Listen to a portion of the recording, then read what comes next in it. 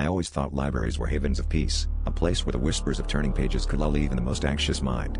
Last night, as I wandered the aisles of my town's forgotten library corner, I stumbled upon a book covered in dust, its title barely legible.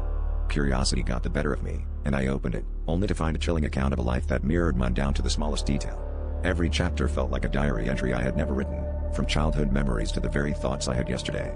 But what froze my blood was the final chapter, a description of an ending I couldn't fathom, scheduled for tonight. As I turned each page, the words seemed to seep into my soul, recounting events that had shaped my life.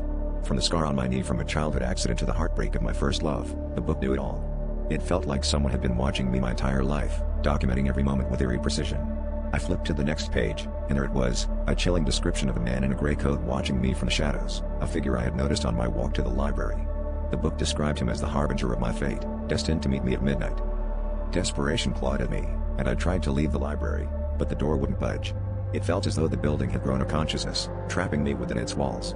The air grew thick, and the lights flickered, plunging me into a darkness that seemed alive with whispers. My phone buzzed in my pocket, and I pulled it out to find a message from an unknown number. The story ends tonight. My heart thudded painfully against my ribs as I realized I was being hunted by a reality I couldn't escape. Midnight approached, and I could hear the creak of footsteps approaching from the dimly lit corridor. Panic set in, and I clutched the book, as if it held the power to change my fate. The man in the gray coat emerged from the shadows, his eyes locking onto mine with a knowing smile. In a final act of defiance, I hurled the book at him, hoping to break the curse. As the clock struck 12, the book burst into flames, illuminating the library with a blinding light. When the smoke cleared, the man was gone, and I was left alone in the silence, wondering if my story had truly ended or if it was just beginning anew.